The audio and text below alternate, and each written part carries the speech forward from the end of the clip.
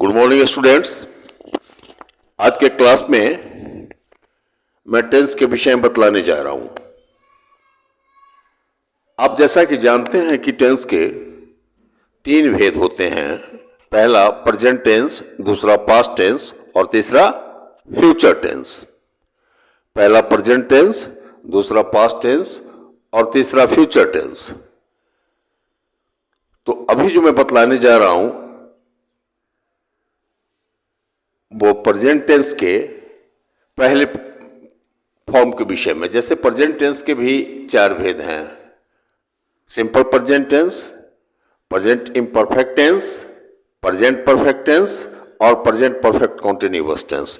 तो अभी जो मैं बतलाऊंगा वो सिंपल प्रेजेंट टेंस के विषय में बतलाऊंगा और प्रेजेंट इम्परफेक्ट मतलब प्रेजेंट कॉन्टिन्यूअस टेंस के विषय में बतलाऊंगा। ठीक है ना।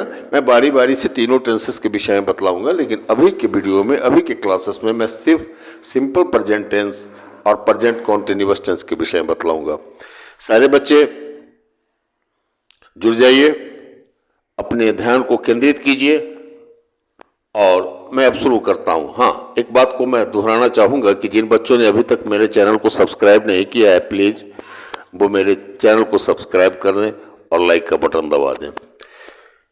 सिंपल प्रेजेंट टेंस, जिसको हम प्रेजेंट इंडेफिनिट भी कहते हैं, सिंपल प्रेजेंट टेंस जिनको हम प्रेजेंट इंडेफिनिट भी कहते हैं, तो सिंपल प्रेजेंट टेंस के विषय में बतलाता हूं कि जिस वाक्य के अंत में, हिंदी के जिस वाक्य अंत में ता हो, ती हो, ते हो इत्यादि लगे हों,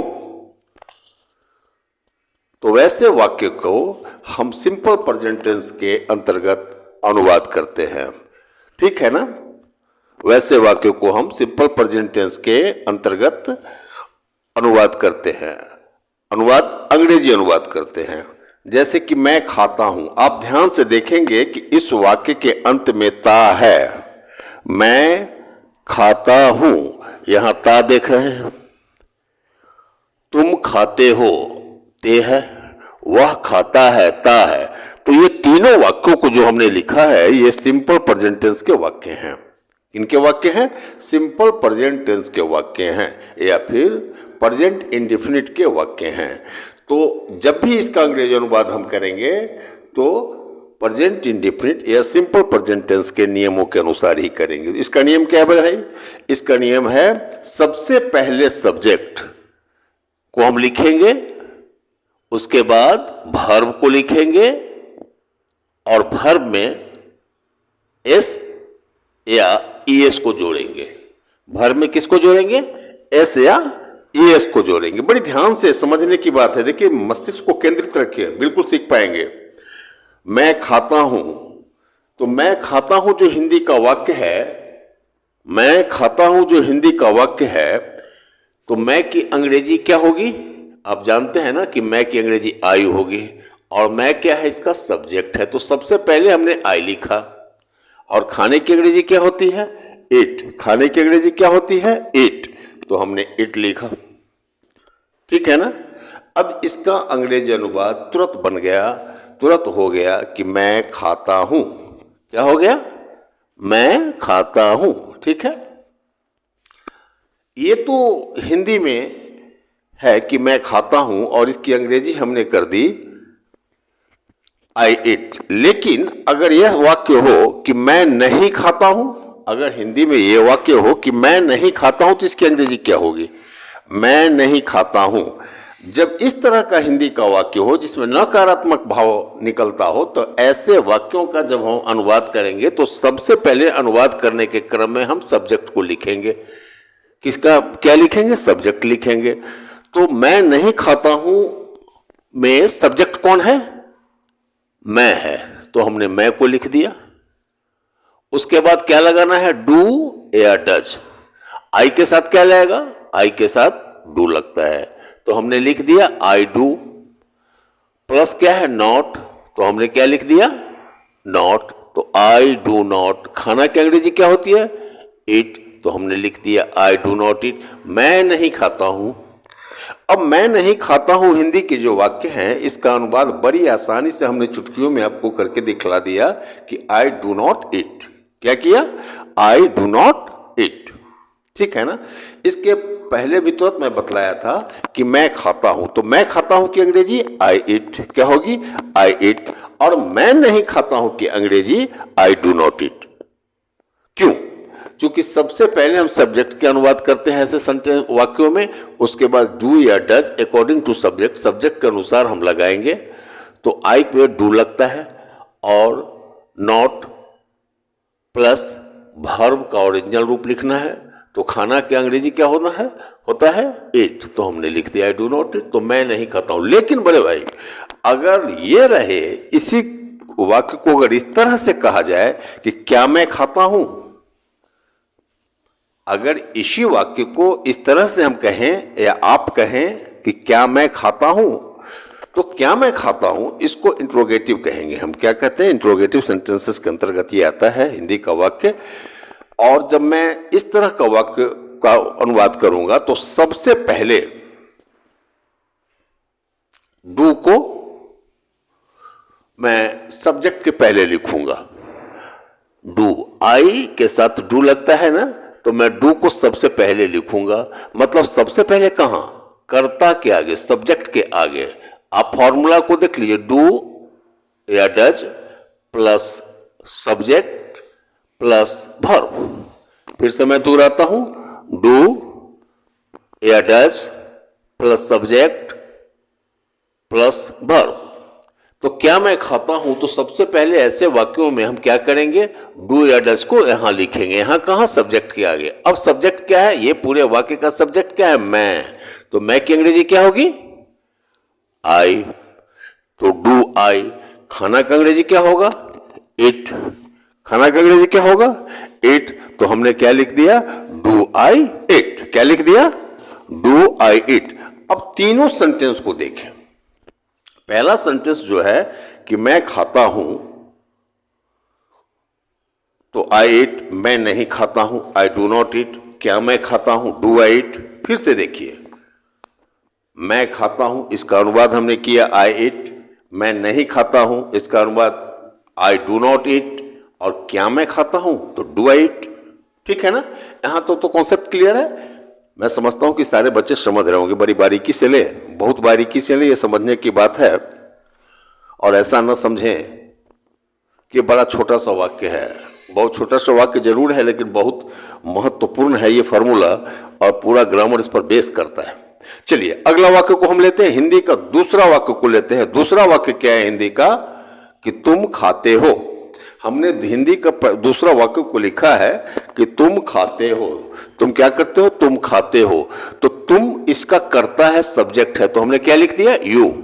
तुम की अंग्रेजी यू और खाने का अंग्रेजी इट। क्या? खाने की अंग्रेजी इट।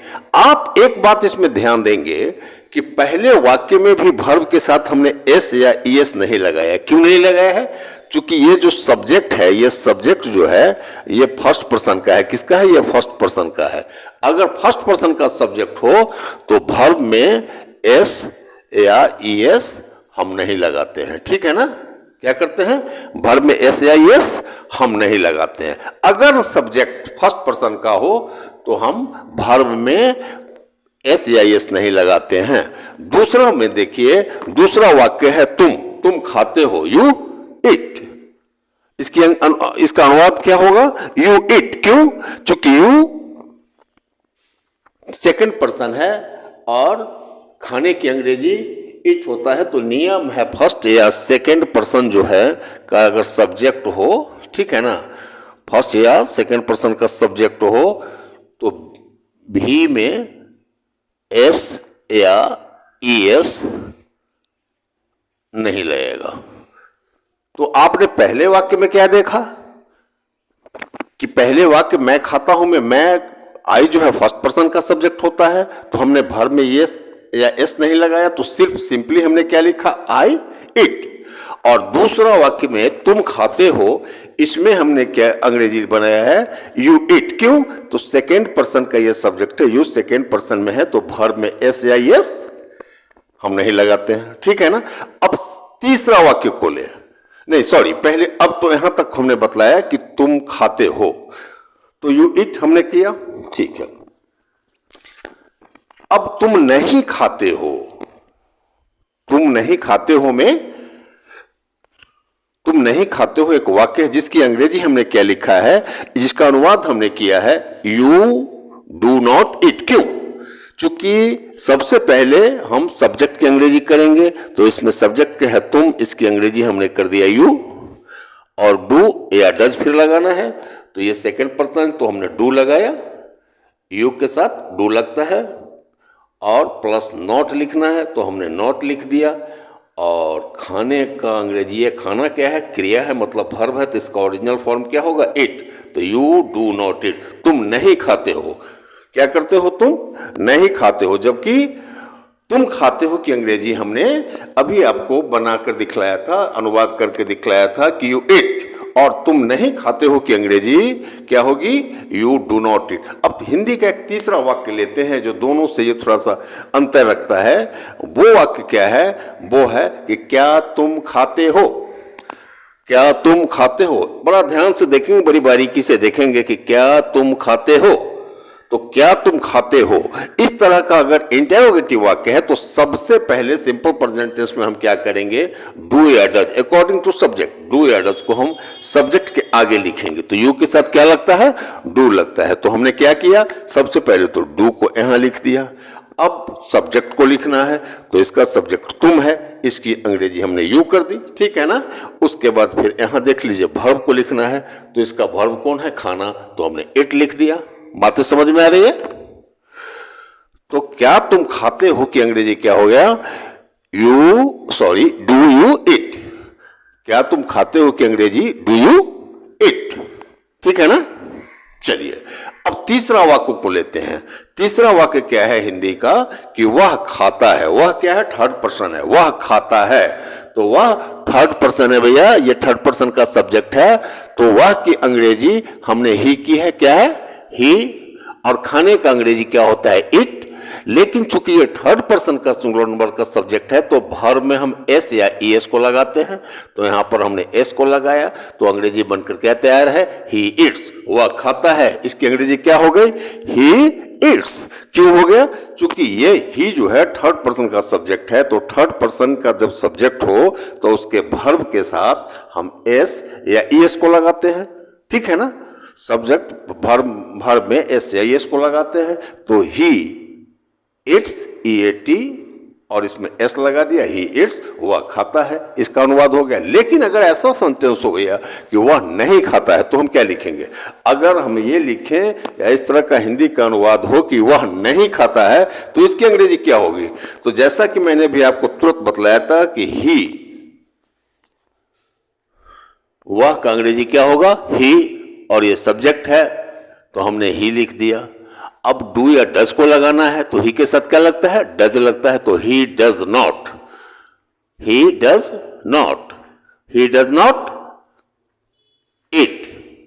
वर्ब क्या है, खाना, ही डज नॉट इट, ठीक है ना, ही डज नॉट इट। और जब हम डज लिखेंगे तो वर्ब में एस या एस को नहीं लगाते हैं, तो हमने क्या लिख दिया, वह नहीं खाता है। इसकी अंग्रेजी हमने क्या बनाई, इसका अनुवाद हमने क्या किया, ही डज नॉट इट, ठीक है ना।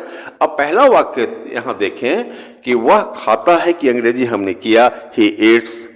वह नहीं खाता है कि अंग्रेजी हमने किया, ही डज नॉट इट।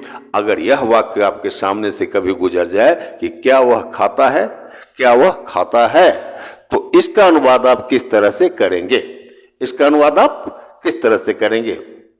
बिल्कुल ध्यान से कोशिश कीजिए कि आप खुद से इसका अनुवाद कर पाएं कि क्या वह नहीं खाता है। तो मैं बतलाया था ना कि इस तरह का जब वाक्य हो तो सबसे पहले सब्जेक्ट के आगे हम डू या डज को लिखेंगे, तो यहाँ डज है, ठीक है ना, डू या does plus subject plus verb.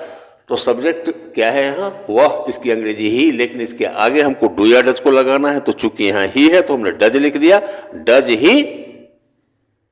Verb को लगाना है, अब खाना वर्ब है, तो डज ही इट, क्या वह खाता है। कॉन्सेप्ट क्लियर है यहां तक। मैं अभी तक जितनी बातें आपको बतलाया वो समझ में आ रही है।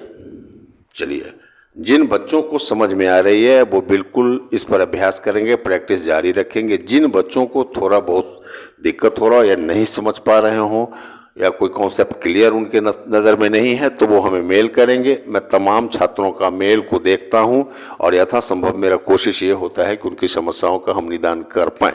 ठीक है ना। तो एक बार पुनः फिर मैं दोहरा दूं कि जिन बच्चों ने अभी तक मेरे चैनल को सब्सक्राइब नहीं किया है या जो बच्चे नए जुड़ रहे हैं, कृपया मेरे चैनल को सब्सक्राइब करें और लाइक का बटन दबाएं। चलिए, यहां तक तो क्लियर है। अब हम सिंपल प्रेजेंट टेंस के बाद प्रेजेंट कॉन्टिन्यूअस टेंस के विषय में आपको कुछ बतलाऊंगा। किसके विषय में? प्रेजेंट कॉन्टिन्यूअस टेंस के विषय में बतलाऊंगा। किसके संबंध में? प्रेजेंट कॉन्टिन्यूअस टेंस के विषय में।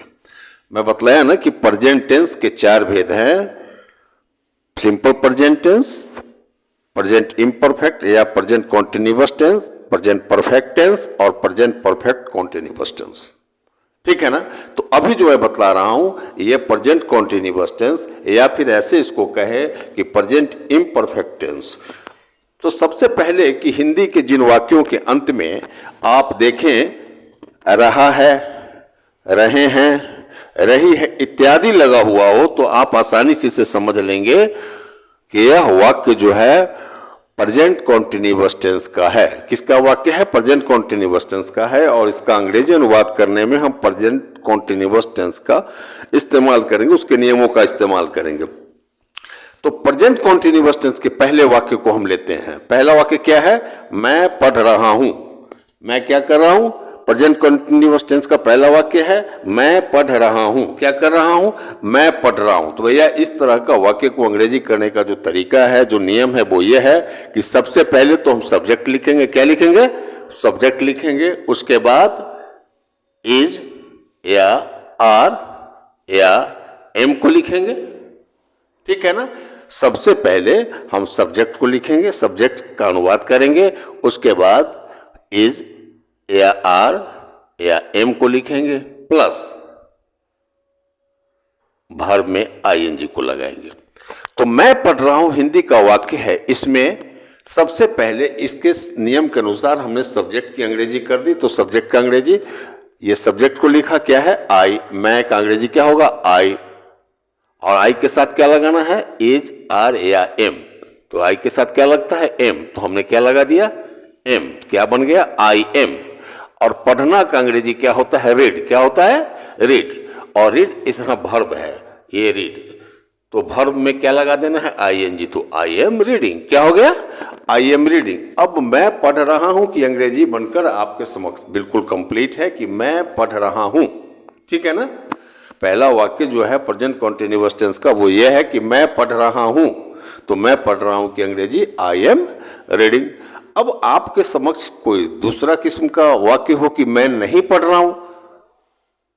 अभी तक आपने ये समझ लिया कि मैं पढ़ रहा हूं, इसका अनुवाद करने का तरीका समझ लिया। अगर ये वाक्य आपके समक्ष हो कि मैं नहीं पढ़ रहा हूं तो किस प्रकार अंग्रेजी करेंगे? बिल्कुल सिंपल है भैया। आप ध्यान देंगे, जहन में रखेंगे कि सबसे पहले इस तरह का जो वाक्य है उसके अंग्रेजी करने में, अनुवाद करने में हम सबसे पहले सब्जेक्ट, उसके बाद इज, आर या एम को लिखेंगे प्लस नॉट को लगाएंगे प्लस वर्ब में आईएनजी। देखिए बहुत सारा प्लस प्लस है, इसलिए आप घबराएंगे नहीं, ये बिल्कुल सिंपल है। सबसे पहले तो सब्जेक्ट हम लिखेंगे। तो इस वाक्य का सब्जेक्ट क्या है? मैं नहीं पढ़ रहा हूं का सब्जेक्ट मैं है, इसका अनुवाद हमने कर दिया आई। अब इज, आर, एम में से किसी एक को लगाना। आई के साथ क्या लगता है? एम लगता है। हो गया आई एम प्लस क्या है? नॉट है, नॉट को लगाना है तो आई एम नॉट। और पढ़ना क्रिया है और इसमें आईएनजी लगाना है। तो पढ़ने की अंग्रेजी रीड होती है और आईएनजी हमने लगा दिया तो आई एम नॉट रीडिंग, मैं नहीं पढ़ रहा हूं। कॉन्सेप्ट क्लियर है यहाँ पर? आप ध्यान से देख रहे हैं कि मैं पढ़ रहा हूं कि अंग्रेजी हमने अभी बताया था आपको करना है कि मैं पढ़ रहा हूं आई एम रीडिंग, मैं नहीं पढ़ रहा हूं तो आई एम नॉट रीडिंग। और आई एम नॉट रीडिंग क्यों होगा ये मैं स्पष्ट बतला दिया हूं कि अकॉर्डिंग टू द रूल। ऊपर भी देखिए, पहले सबसे पहले इस तरह के वाक्य का अनुवाद करने में हम सब्जेक्ट को लिखते हैं, उसके बाद इज, आर या एम को लिखते हैं प्लस नॉट लगाते हैं प्लस वर्ब में आईएनजी लगाते हैं। तो मैं नहीं पढ़ रहा हूं तो आई एम नॉट रीडिंग। लेकिन अगर इस तरह का वाक्य हो कि क्या मैं पढ़ रहा हूं, लेकिन इस तरह का अगर वाक्य हो कि क्या मैं पढ़ रहा हूं तो इसकी अंग्रेजी क्या होगी भैया?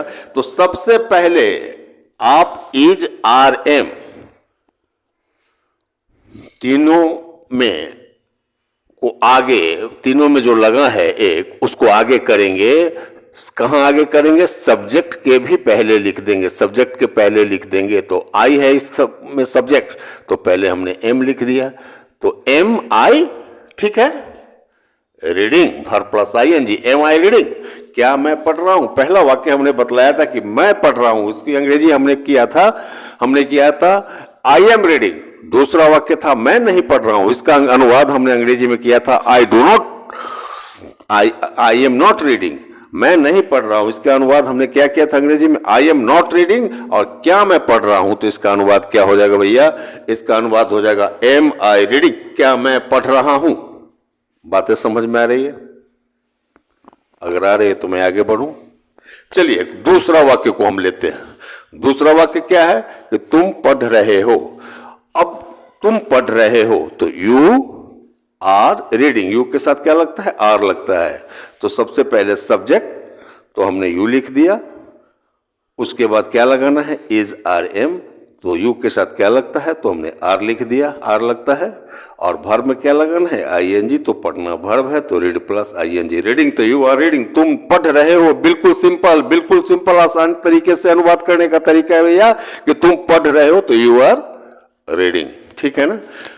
अब अगर आपके आंखों के सामने से कोई सेंटेंस गुजरता हो हिंदी में और वह यह हो कि तुम नहीं पढ़ रहे हो, तो बिल्कुल सिंपल तरीके से आप बना पाएंगे कि यू आर नॉट रीडिंग। क्या इसका अनुवाद होगा? You are not reading. और यू आर नॉट रीडिंग क्यों होगा? तो आप समझ लीजिए कि ये सबसे पहले subject plus is are am plus not plus verb plus I N G. अब सिर्फ आपको दिमाग में अभ्यास के बाद स्वतः ये हो जाएगा कि नॉट कहाँ लगेगा, आप स्वतः लगा पाएंगे। तो क्या हो जाएगी इसका अनुवाद? तुम नहीं पढ़ रहे हो, यू आर नॉट रीडिंग, ठीक है ना। अगर इस तरह का वाक्य आए आपके सामने कि क्या तुम पढ़ रहे हो, अगर ये वाक्य आ जाए कि क्या तुम पढ़ रहे हो, तो भैया सबसे पहले मैं बतलाया था ना कि इज आर एम को ऐसे वाक्यों का अनुवाद करने के क्रम में हम बाहर लिख देते हैं। बाहर का मतलब ऐसा नहीं बोर्ड से बाहर, कॉपी से बाहर। बाहर लिखने का मतलब सब्जेक्ट के आगे लिखते हैं। तो इसका सब्जेक्ट क्या है? क्या तुम पढ़ रहे हो, तो यू, क्या है? यू। तो यू, तुम, इसका अनुवाद यू हमने लिखा, इसके आगे आर लिख देंगे, तो आर यू, वर्ब में आई एन जी लगा देना है। रीडिंग, आर यू रीडिंग, क्या तुम पढ़ रहे हो। बिल्कुल क्लियर, बिल्कुल आसान तरीके से, क्या तुम पढ़ रहे हो, तो आर यू रीडिंग। इस तरह के हिंदी के वाक्यों का अनुवाद प्रेजेंट कॉन्टिन्यूअस टेंस में हम इस प्रकार करते हैं। अगला सेंटेंस को ले, अगले वाक्य को ले कि वह पढ़ रही है। क्या कर रही है? वह पढ़ रही है। तो वह पढ़ रही है मतलब, वह पढ़ रही है का मतलब कोई लड़की पढ़ रही है। कौन पढ़ रही है? कोई लड़की पढ़ रही है। तो सी इज रीडिंग, क्या इसका अनुवाद होगा? सी इज रीडिंग। और क्यों होगा? चूंकि वह सब्जेक्ट है तो सी हमने लिख दिया इसकी अंग्रेजी, और इज आर एम को लगाना है तो सी के साथ इज लगता है, तो सी इज कंप्लीट। और वर्ब में आई एन जी लगा देना है, तो क्या हो जाएगा? भी प्लस आई एन जी, तो read plus I N G, reading. She is reading, वह पढ़ रही है। अगला सेंटेंस को ले, वह पढ़ रही है। लेकिन अगर इस तरह का अंग्रेजी अनुवाद आपको करने का हो, अगर करना हो तो क्या लिख, अगर आ जाए आपके समक्ष इस तरह का वाक्य कि वह नहीं पढ़ रही है, तो फिर क्या लिखेंगे भैया? सी तो लिखना ही होगा, चूंकि सी इसका सब्जेक्ट है और इज आर एम में से किसी एक को लगाना है, तो सी के साथ इज लगता है, आपने सी इज लिख दिया।